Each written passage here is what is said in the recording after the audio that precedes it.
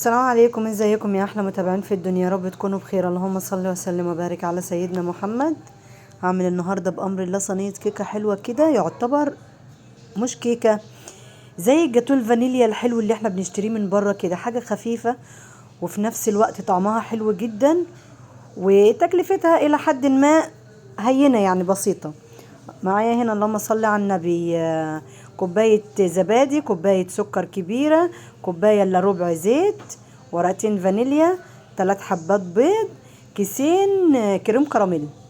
وممكن تعملوا نص الكمية لو الصينية اصغر، بس النهاردة انا عاملة صينية كبيرة فعشان كده يعتبر ضعفت المقادير بتاعتي. يعني انا بطبيعتي ما بعملش صينية كيكة ب3 بيضات، بس حطيت البيض 3 وزودت يعتبر زيت شويه. انا بحط نص كوبايه، حطيت هنا كوبايه الا ربع علشان الصينيه بتاعتي كبيره. فاللهم صل وسلم وبارك على سيدنا محمد. هعمل صينيه كبيره، فانتوا ممكن تاخدوا نص المقادير بتاعتي وتعملوا بيها صينيه مقاس 24، هتبقى معاكم زي الفل. وكوبايه السكر اللي انا حطيتها برضو الكوبايه نفسها كبيره عن الكوبايه العاديه بتاعتنا، تمام كده.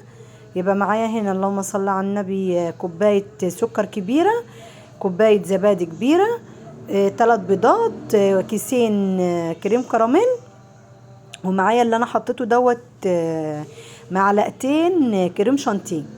لو مش موجودين حطي معلقتين لبن بودره، مش موجود ده ولا ده خلاص استعيني بالله واعمليها، هتبقى معاكي بامر الله زي الفل. انا ضربت المكونات كلها وخليت البيض ضربته، خدت منها يعتبر كوبايه كده، حطيته في الطبق.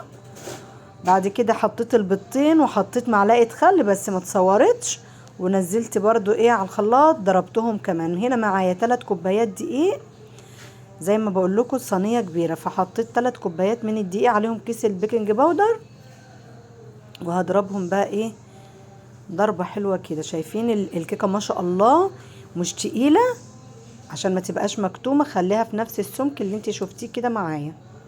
وهنا معايا الصينيه بتاعتي مبطناها، دهنتها زيت وبطنتها بالدقيق.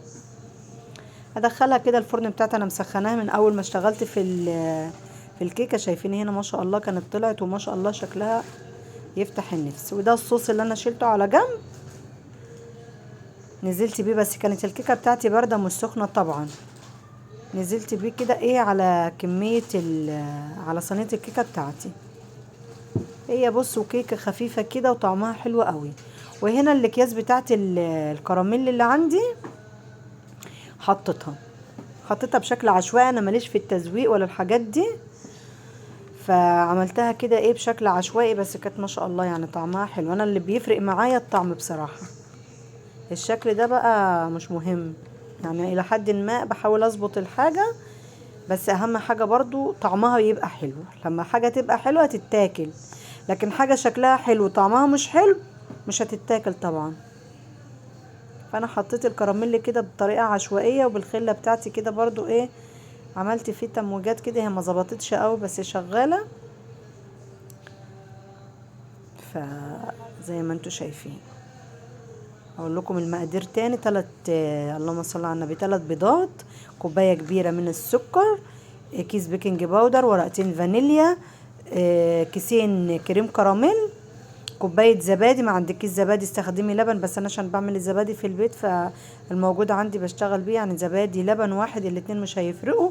والزبادي بيدي طراوه جامده للكيكه، يعني الزبادي بيخلي الكيكه طريه كده فيها طراوه وبتبقى حلوه. ومعلقه الخل بتفرق جدا في صينيه الكيكه، يعني بصوا بتبقى جميله. شايفين هنا كانت خلاص طلعت، شايفين شكلها والله. بصوا هي مظلومه، العيال ما كانوش عارفين يصوروا حلو، بس هي ما شاء الله كانت هشه وخفيفه جدا، وطعمها الله اكبر في حته تانية. شايفين لونها من تحت؟ الصينيه دي انا اول مره اعمل فيها، كنت خايفه من اللي تتحرق مني، بس انا هديت عليها النار فالحمد لله كانت طالعه زي الفل. جربوها هتعجبكم، كانت خفيفه وهشه وطعمها حلو جدا.